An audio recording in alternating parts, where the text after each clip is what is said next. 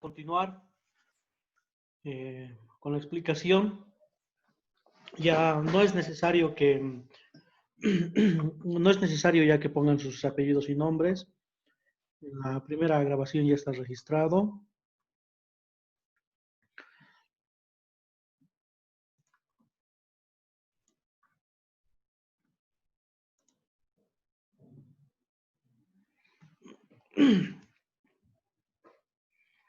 Bien, entonces como estábamos viendo,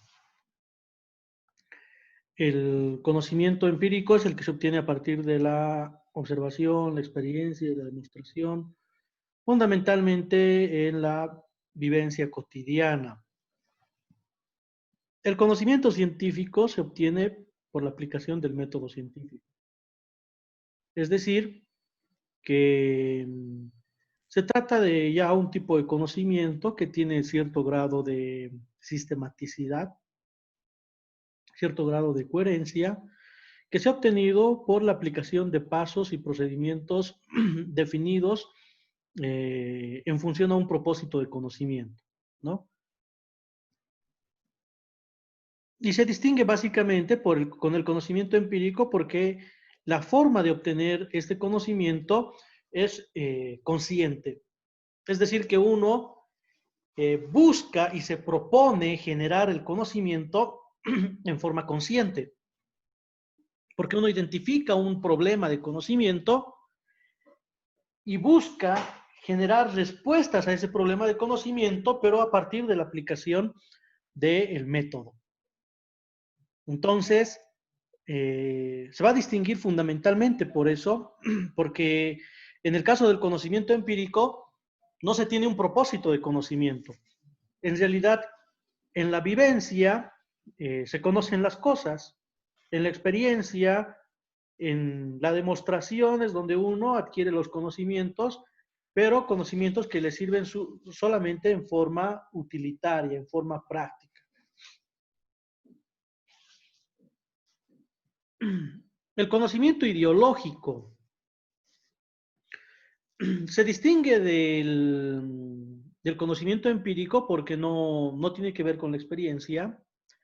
Se distingue del conocimiento científico porque tampoco se obtiene a partir del método científico, pero es un conocimiento que se obtiene fundamentalmente por socialización de la ideología. ¿Qué quiere decir esto? Socialización de la ideología significa que existe un conjunto, un sistema de ideas, de pensamientos estructurados que nos ordenan en cierta forma la realidad. Es decir, a toda esa realidad caótica que les he mostrado que se nos presenta a primera instancia, el conocimiento ideológico le da un orden relativo, pero un orden al final de cuentas a la realidad que nos rodea. Por ejemplo, si yo les digo, ¿qué opinión tienen ustedes acerca de el nombramiento de Branko Marinkovic como ministro de Planificación? ¿Qué me podrían decir? ¿Qué podrían opinar?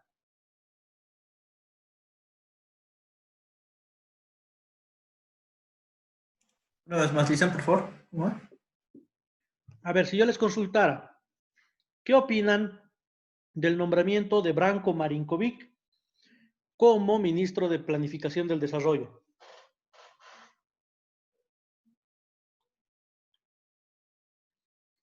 ¿Qué opinión me darían?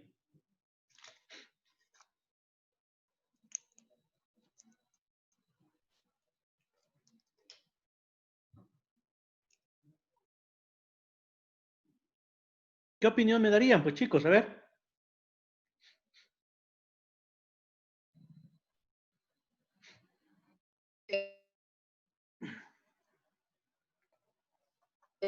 Tiene conocimiento sobre la SEI.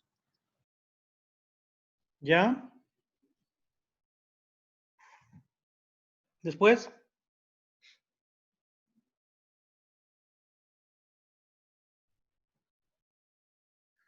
A ver, yo puedo decir Branko Marinkovic, un empresario agroindustrial, ¿no? Miembro de la élite o la oligarquía cruceña, enemigo de los pueblos indígenas, un capitalista que vela solamente sus intereses. Es miembro, además de la oligarquía, es un personaje que expresa discriminación, racismo. Yo puedo decir eso desde mi visión ideológica, pero puede venir otra persona y me puede decir, no, Branko Marinkovic, un hombre trabajador, empresario exitoso, un hombre que genera oportunidades de trabajo, de empleo, un hombre que es parte de una élite económica que está sacando a Santa Cruz hacia adelante y hacia el desarrollo.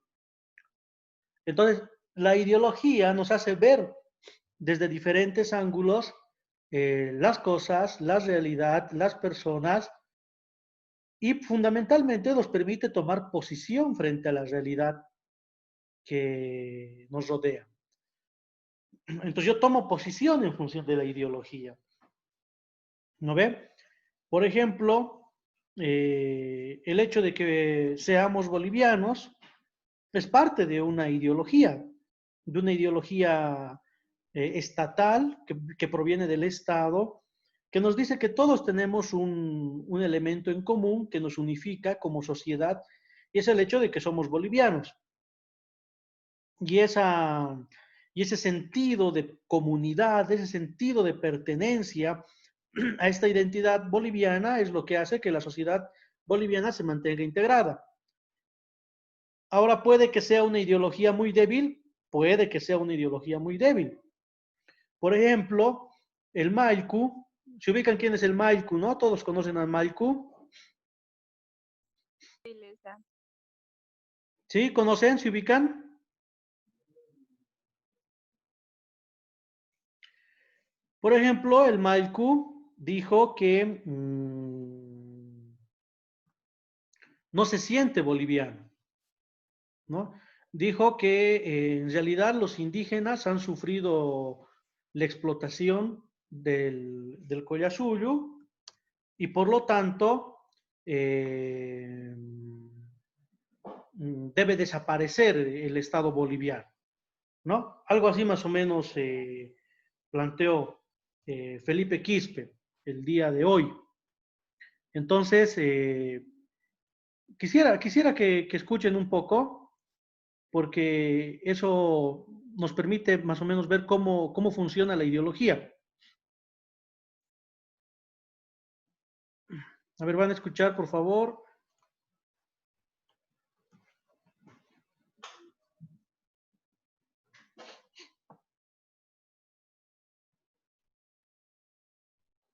No me gusta que mi hija que sea su empleado de usted. No me gusta que mi hija que sea su empleado de usted. No me gusta que mi hija que sea su empleado de usted. Esta sangre, ¿por qué está tratado tanto? ¿Por qué estamos tratados? ¿Por qué siempre tenemos que ser un valedor? ¿Por qué siempre tenemos que ser un cargadorcito? ¿Por qué siempre tenemos que un lugar de que estamos ahí cuidando al opresor? A veces injusticias cree usted que se van a resolver como una bomba. Todos estamos de acuerdo en que esas injusticias tienen que desaparecer, pero con una bomba vamos a hacer desaparecer eso. No, pues es que a mí no me gusta que me diga que sea su empleado de usted, ¿no? Pues ¿cómo puedo protestar? No voy a poder. Con una bomba. Con una bomba. Sí, han comenzado con una bomba en Salvador, han comenzado con una bomba en Perú, han comenzado en Colombia, en todas partes. Esto es el comienzo. Después la verán cómo vamos a definir. ¿Quién se quedó con la plata? Pues así tenemos que ver la familia García, tiene la plata. No puede haber nada, pero no sé, ellos manejaron la plata, o sea, ellos trajeron a María Mosquitero, y luego impulsaron a María Tepajera. Yo soy el padre fundador del resto de María Tepajera. No es para que tener millones de campesinos o indios que somos, pero la idea no es difícil que pueden detenerlo. ¿Usted va a reconocer la autoría de estos atentados? Como organización, sí, hemos reivindicado, pero no soy ideólogo, yo soy el pensador. ¿Y usted no agarró nunca una bomba? No, jamás es verdad, pero sí, he escrito. Entonces, fíjense, ese era el Maiku de jovencito cuando lo arrestaron, pero ¿qué es lo que dice, no? Dice, nosotros indígenas siempre hemos sido oprimidos, siempre hemos ocupado lugares subalternos en la sociedad, hemos sido cargadorcitos, barrenderos, porteros, y nuestros hijos han sido igual, ¿no? A mí no me gusta que mi hija sea tu empleada. Y los otros son los opresores, los caras, ¿no? Los que manejan este Estado. Entonces, ¿qué hace la ideología? La ideología le hace ordenar la realidad en función de ciertos elementos, ¿no? Dice, ahí están los opresores. Los opresores nos causan dolor, sufrimiento, nos causan desigualdades, falta de oportunidades. ¿Y por qué nos causan eso los opresores? Porque nosotros somos indígenas, porque somos campesinos, porque somos indios. Entonces, por eso esta piel está maltratada, por eso esta piel no es como la de usted, ¿no? Por eso esta piel no es refinada. Entonces, ¿qué está haciendo a partir de ese conocimiento o de esos conceptos? Está ordenando la realidad. ¿Se dan cuenta? Está ordenando la realidad, le da un sentido a las cosas. Entonces, por eso el Maiku dijo, y dijo en una entrevista el día de hoy o ayer creo, dijo, los indígenas aymaras no nos sentimos bolivianos, más nos sentimos aymaras, y le han dicho, y si tanto se sienten aymaras, ¿por qué no hacen su propio gobierno? Y ha dicho, sí, pues queremos nuestro gobierno, pero con nuestro territorio intacto. Entonces, nosotros tenemos que acabar con este estado colonial. Nosotros queremos Collasuyo. Entonces, fíjense cómo el conocimiento ideológico tiene tanto poder y tanta capacidad de interpelación. Entonces, era lo mismo que hacía, por ejemplo, Hitler en la Alemania nazi, ¿no? Donde creía que los arios eran la raza más evolucionada, la raza más adaptada, y las otras razas no. Entonces, por lo tanto, las otras tenían que básicamente someterse, ser dominadas, ser subsumidas a los intereses de esta raza aria, ¿no? Que tenía ciertas características, ciertos patrones. Y esa ideología provocó la Segunda Guerra Mundial. O sea, ¿qué quiero decirles? Que inclusive mucho más fuerza que el conocimiento científico puede llegar a tener el conocimiento ideológico. El conocimiento ideológico puede llegar a movilizar las fuerzas más oscuras o más blancas, podríamos decir, o más, no sé cómo decirle, las fuerzas más oscuras, más conservadoras o las fuerzas más progresistas de una sociedad. Entonces, es un tipo de conocimiento que tampoco se puede menospreciar. El conocimiento ideológico tiene muchísimo poder porque influye sobre la conciencia colectiva de la sociedad y genera movimientos en la sociedad. Puede generar movimientos sociales, movimientos de cambio, de transformación, revoluciones, la ideología. Entonces, un tipo de conocimiento que vamos a decir que aunque no tiene bases o fundamentos científicos, sí permite darle un orden relativo a la realidad, a las cosas, a las personas, para que no tengamos esta noción y esta percepción caótica que se tiene, por ejemplo, desde el conocimiento empírico. Ya el conocimiento ideológico ordena en cierta forma la realidad, ¿no? Ahí está la derecha, ahí está la izquierda, ahí están los centristas, ¿no? Evo Morales es izquierdista, Carlos Mesa es centrista, Fernando Camacho es derechista, ¿no? Y a partir de la ideología se va dando un orden a las cosas. Cuando uno dice, ahí está Evo Morales, eso es dictadura, eso es tiranía, ahí está Fernando Camacho, eso es libertad, eso es democracia. Ahí estamos haciendo ordenaciones ideológicas de la realidad. Y estamos conociendo la realidad a partir de esas categorías ideológicas. Pero ¿cómo obtenemos el conocimiento ideológico? Por medio de la socialización de la ideología. ¿Dónde se socializa la ideología? ¿Cómo se socializa la ideología? A través de diferentes aparatos. A través de la familia, por ejemplo, a través de los medios de comunicación, a través de la literatura, a través, por ejemplo, de los sindicatos, los partidos políticos. Hay una infinidad de agentes socializadores de la ideología en la sociedad. Entonces, básicamente, la atmósfera del pensamiento de la sociedad es ideología en gran parte. Y tampoco podemos menospreciar al conocimiento ideológico. ¿Se entendió esto del conocimiento ideológico, chicos? ¿Hay alguna duda? No, listen. ¿Se entendió entonces? Sí.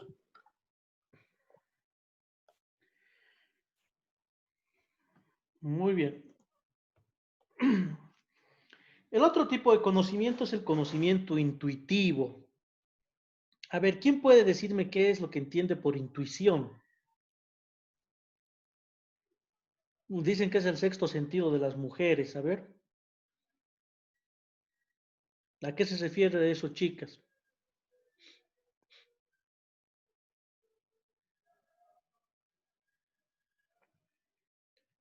¿Qué es la intuición?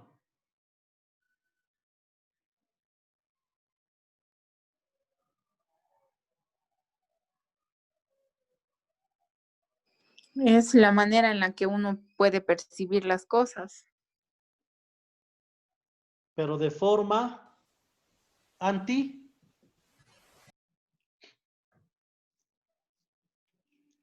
En realidad, Anticipada. claro, en realidad es una especie de pulsión cognitivo, ¿no? De pulsión cognitiva en nuestra mente. Es como cuando, por ejemplo, te dicen, a ver, tengo 100 bolivianos en una mano y en la otra no tengo nada, entonces voy a mezclar en la espalda el contenido de las dos manos y te digo, ¿qué mano eliges? Y tú me dices la derecha, sin dudar. Y abres la mano y está el billete ahí. Y tú dices, uy, he seguido mi intuición, ¿no? Es decir, un tincazo. ¿Se dan cuenta? Decimos así, ¿no ve?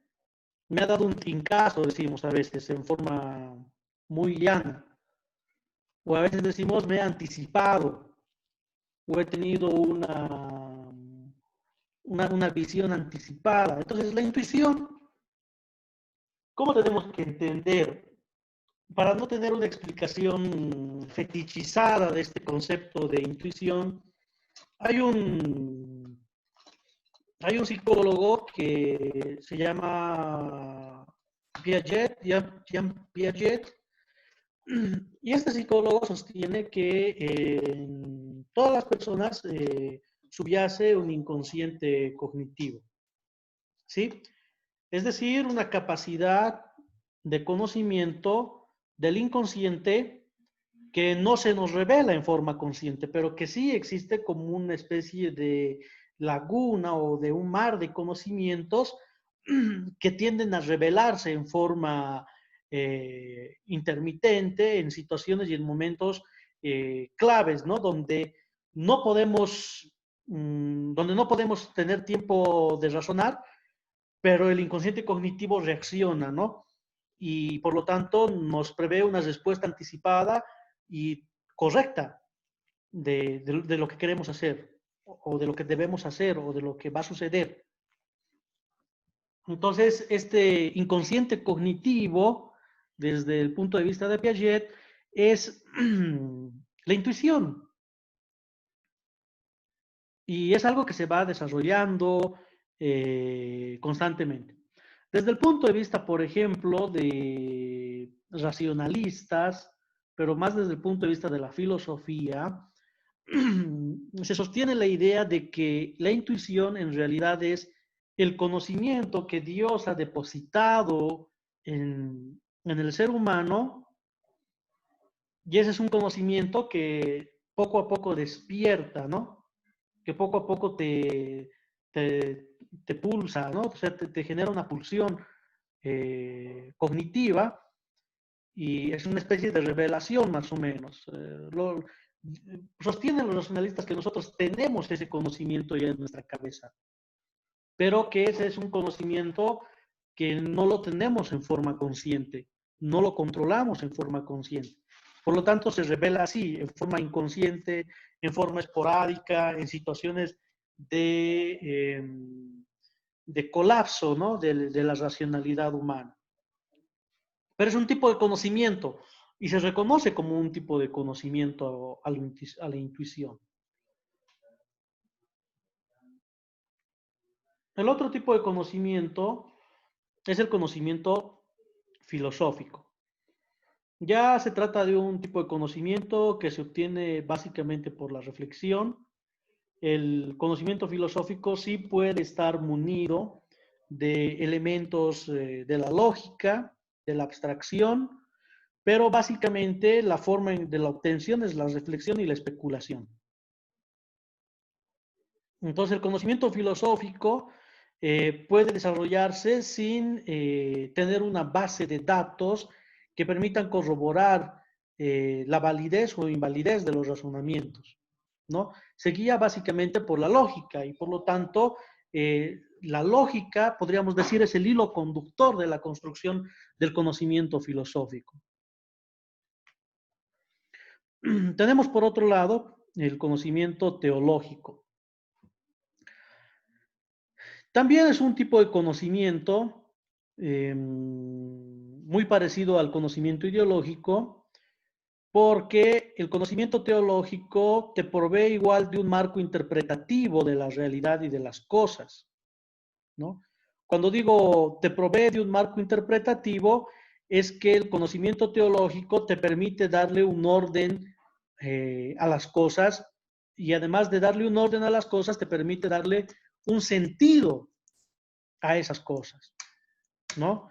Por ejemplo, desde la perspectiva religiosa o desde la teología cristiana, partimos siempre del hecho de que existe un mundo terrenal que es en el que vivimos ahora, el mundo del presente, y un mundo divino, celestial, ¿no? Que es el mundo prometido. Entonces, en el marco de esa doble dimensión de existencia de las cosas, es que el mundo este celestial prometido es algo a lo que buscamos alcanzar y llegar a partir de tener una vida terrenal en base a los mandatos, a los preceptos, a los principios de comportamiento que dicta la religión cristiana, ¿no? Entonces, es básicamente como preguntarles qué tenemos que hacer para llegar al cielo, ¿no? Entonces, no hay que robar, no hay que matar, no hay que mentir, no hay que levantar el nombre de Dios en vano, no hay que, no sé, tantos mandamientos que hay, los básicos que son esos, no matar también, ¿no? Y siguiendo esos mandamientos, es que entonces tú vas generando una suerte de buen comportamiento que es la preparación, ¿no? Para llegar a ese mundo terrenal.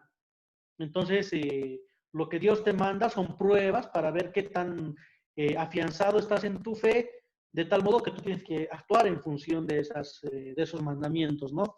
Entonces no tienes que robar, no tienes que matar. Entonces no tienes que robar, te vuelve presidente Dios y ya, como la Áñez caes con los casos respiradores, adiós el cielo, ¿no ve? Directamente al infierno. Y así, el conocimiento religioso te ordena las cosas, o sea, te da un marco interpretativo de la vida y te genera una suerte de comportamientos que son básicamente regulados por los preceptos religiosos. Entonces, ¿es un tipo de conocimiento? Sí, no podemos decir que no es un tipo de conocimiento. ¿Tiene capacidad de eficacia? No sé, o sea, no sé qué tan eficaz puede ser el conocimiento religioso, pero sí puedo decir que al igual que el conocimiento ideológico, conocimiento religioso es poderosísimo, ¿no? Por ejemplo, Podemos ver ahí a las sociedades que pregonan el Islam, ¿no? Que tienen una forma de vida, una forma de organización social, política, económica, directamente vinculada a su religión.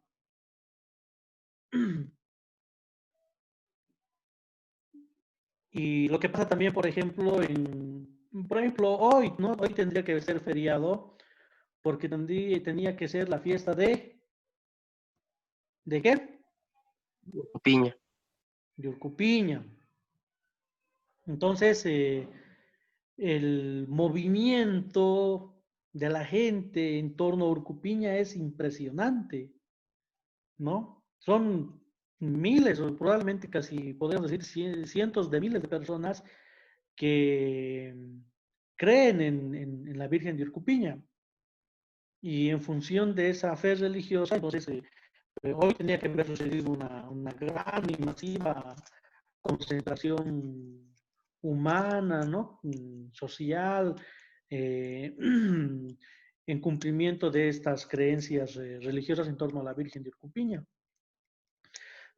O sea, no podemos tampoco desmerecer la capacidad de influencia, el poder que tiene el conocimiento religioso, ¿no? Por decir, si nosotros vamos a ir a una zona a hacer un negocio, no sé, para decirles lo que sea, y en esa zona no comen carne de cerdo, no sé quién son, los mormones creo que son los que no comen carne de cerdo, ¿no? Testigos de Jehová. Testigos de Jehová, no le meten un chicharrón, ¿no? Entonces, fíjense, ¿no? O sea, hay una razón por la cual se realiza eso. Entonces, tendría yo que poder conocer y entender cómo funcionan estos tipos de conocimiento para poder tomar decisiones. O sea, en todo momento, estos tipos de conocimiento están así, no son casi flotantes en la conciencia colectiva de la sociedad. El otro tipo de conocimiento, pero que está muy vinculado al científico, es el conocimiento matemático, ¿no? A diferencia del conocimiento científico, claro, el conocimiento matemático se guía básicamente por el razonamiento abstracto y la lógica, cosa que no hace necesario la constatación, ¿cómo les podría decir? No hace necesaria la constatación empírica de sus afirmaciones. Entonces, la matemática es así, es lógica. A ver, si yo les podría decir,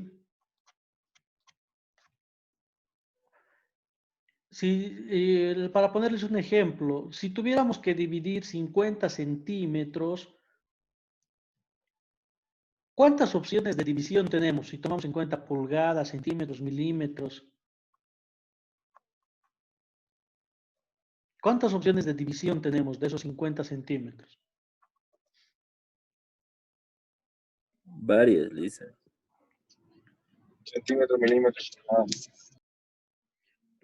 Claro, si quiero dividirlo en centímetros, tengo 50 centímetros. Si quiero dividirlo en milímetros, tengo... ¿Cuántos milímetros?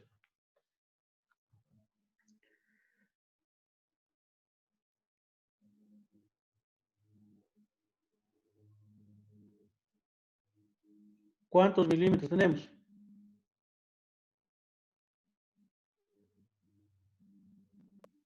500, Lisa. 500 milímetros. Ya. ¿Y hay medidas más inferiores al milímetro? Las pulgadas, Lice. No, las pulgadas es más que los centímetros. Sí, hay. Milímetros. Centímetros cúbicos, ¿puede ser? No. O sea, fíjense, a ver, les voy a poner un ejemplo aquí para que...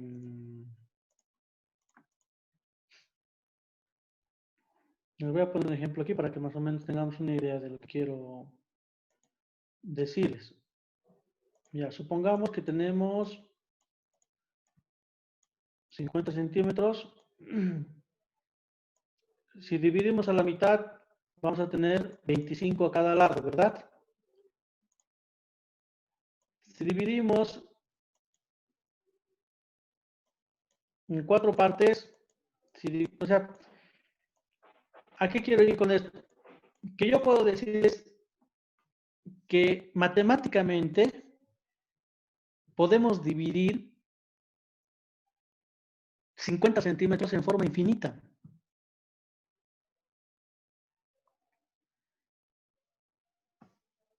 Inclusive,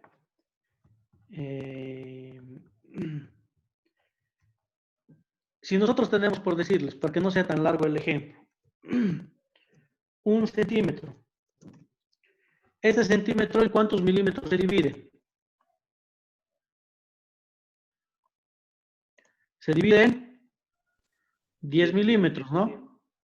1, 2, 3, 4, 5, 6, 7, 8, 9, ya. 10 milímetros. Pero este milímetro de aquí, o este, no sé, decamilímetro, no sé cómo decirle, ya no me ubico la medida, podemos seguir dividiendo. Podemos seguir dividiendo, ¿no ve?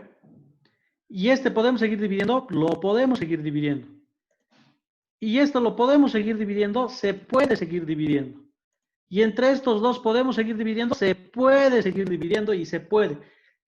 Y eso podemos hacer hasta el infinito. Si tuviéramos que tomar una regla y medir, obviamente, en términos físicos, prácticos, ya sería imposible dividir 1 milímetro. ¿Se dan cuenta? Pero en términos lógicos, abstractos, podemos dividir 1 milímetro inclusive en forma infinita. 1 milímetro podemos dividir en forma infinita. Entonces, a eso hace referencia la capacidad de abstracción y a eso hace referencia el conocimiento matemático cuando dice que se guía por el razonamiento abstracto y los principios lógicos. Entonces, no es posible, o puede ser posible en realidad que el conocimiento matemático se desarrolle independientemente de una base de datos empírica. En cambio, el conocimiento científico no. El conocimiento científico se obtiene con una base de datos empírica. Por eso en el conocimiento científico levantamos encuestas, levantamos entrevistas, levantamos diarios de campo, hacemos revisión documental, aplicamos fichas de observación, etcétera, etcétera. Porque necesitamos datos. Necesitamos datos que sustenten lo que estamos afirmando, lo que estamos sosteniendo en nuestra investigación. En cambio, el razonamiento matemático se sostiene en forma consistente, básicamente en la abstracción y en la lógica.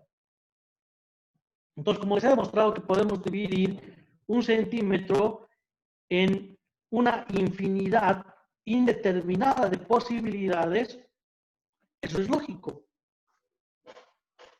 Y eso puede suceder, y eso se puede expresar matemáticamente, ¿no? Entonces, puedo dividir yo 1 centímetro o 1 milímetro, puedo dividir en 0,0000000000001 milímetro.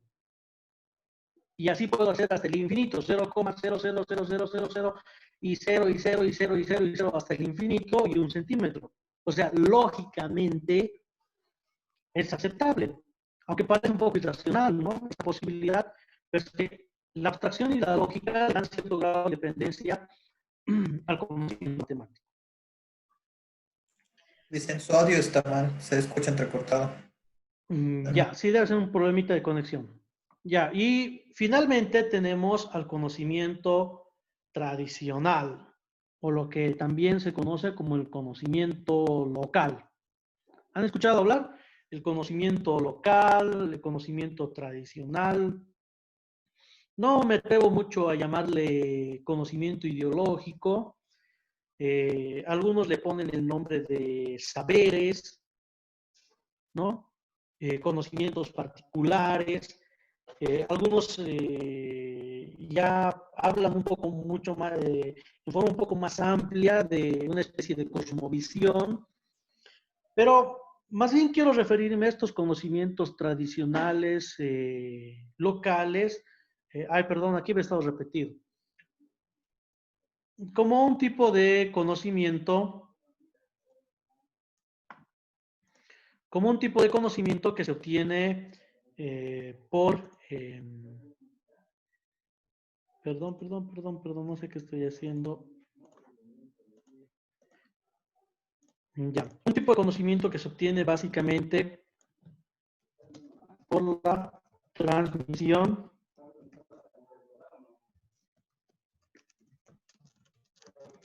de saberes,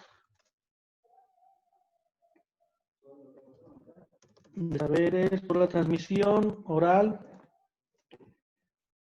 de saberes. Es un conocimiento propio de los pueblos indígenas, ¿no? Un conocimiento propio de comunidades que no han logrado cierto grado de racionalidad, pero que a partir de conocimientos de tipo ancestral, de tipo tradicional, de tipo local, no sé, vinculados a sus usos, sus costumbres, lo obtienen fundamentalmente por la transmisión oral de una generación a otra. Este es un conocimiento que no es empírico, pero sí es un conocimiento, pero que sí, aunque se ha obtenido a partir de la experiencia, la demostración, tiene un grado de precisión impresionante. Por ejemplo, la capacidad de predicción que tienen ciertas comunidades indígenas respecto del clima, ¿no? Por ejemplo, cuando a mí me sorprende mucho en un trabajo de investigación que realizamos en la comunidad de Japocasa y Chuyuñuni, cuando vimos la lectura de bioindicadores, dicen ya los agrónomos y antropólogos, por ejemplo, cómo las personas de las comunidades definen si el año va a ser lluvioso o va a ser un año seco a partir del comportamiento del zorro. ¿Han escuchado alguna vez esa historia? ¿No? Entonces, No, de acuerdo al comportamiento de determinados animales, es que se define si va a suceder o no determinado evento, ¿no? Por decirles, ¿no? Cuando el zorro ladea el río sin atravesar por él, entonces se considera que va a ser un año lluvioso, ¿no? Porque la intuición de este animal ya indica de que hay peligro, ¿no? De que cualquier momento baje una riada. Por eso siempre va a caminar por los lados. Ahora, si en cambio el zorro más bien va a cruzar el río por la mitad y no va a ladear el río hasta encontrar un punto, un puente o una conexión, digamos, con el otro lado, cuando el zorro cruza en forma directa, entonces se considera que va a ser un año seco, ¿no? Y este es un tipo de conocimiento que tiene precisión.